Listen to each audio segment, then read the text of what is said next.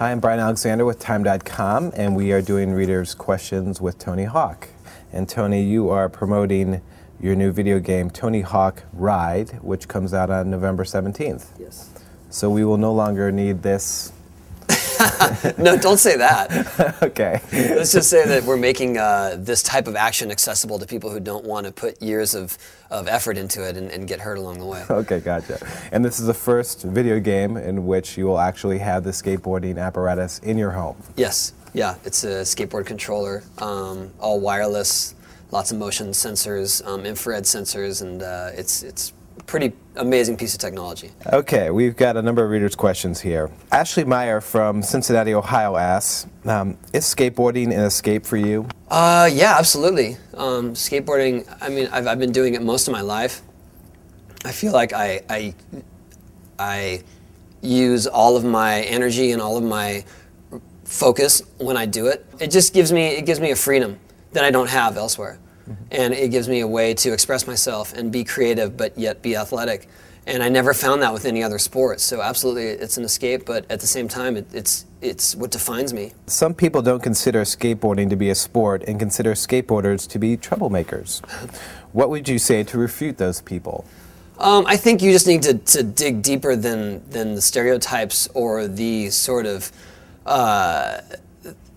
looks of skaters. You know, I think that skaters got a bad rap in the past because they had no place to go, and so they used the urban landscape as their skate park. The term sport rattles people in our industry because they think, well, this is an art form. I believe it's an art form, and I believe it is a sport. You know, there is serious competition in skateboarding, so that by default is a sport. You know, many other less athletic activities are considered sports.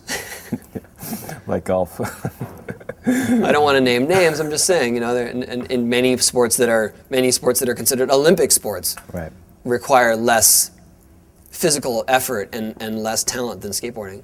With skateboarding being so counterculture, what are your thoughts on becoming a pop culture icon because of it? Let's just say that every day is an incredible surprise that I'm here and that I'm still able to do it, and that I'm a recognizable figure for doing it, because when I started, no one cared. The time that I turned a professional, you could have likened it to being a professional frisbee player or yo-yo player. It just didn't matter in the sort of mainstream opinion. And so to be recognized for that, for something that was totally uncool when I was a kid, is strange. It's still strange. Right. And I don't take it for granted at all. You know, it's amazing, but it's just not. I never set out to be rich or famous from skating. Do you have moments where you just go, wow? I mean, when's the last time that? Every single day. Every day. I mean, the fact that I get to travel the world at other people's expenses and take my family with me on sort of a paid vacation. You know, I went to the White House. I was on The Simpsons. It's all so unbelievable. Jen Meckles from Columbia, Missouri asks, what goes through your mind as you mid-flip in the air with people watching and your body dangerously high above the ground? What goes through my mind? How am I going to land? And what am I going to do next? It's more about thinking ahead, because if you get caught up in the moment and start to question yourself, that's when you get in trouble. And so I just think, I am going to make this.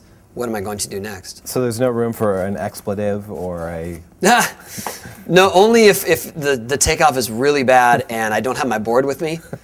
Then there might be a very loud F-bomb while spinning in the air.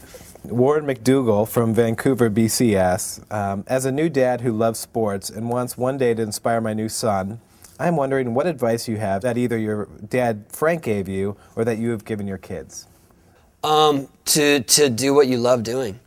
You know, don't succumb to peer pressure or adult pressure. Find your voice, find what you really enjoy, and even if it's something different and it's something that's not considered cool, if you love doing it, you will thrive in it, and eventually you'll be happy because you continued to do it.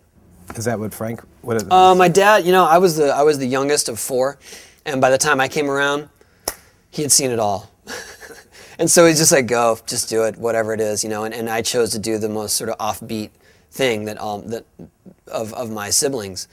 But he was really supportive in it, and I was lucky in that. And that's the same kind of approach I have to my kids. You know, if they love doing it, I don't care if it's not considered the cool thing, or you know, or if it doesn't mean that they're going to get a varsity letter.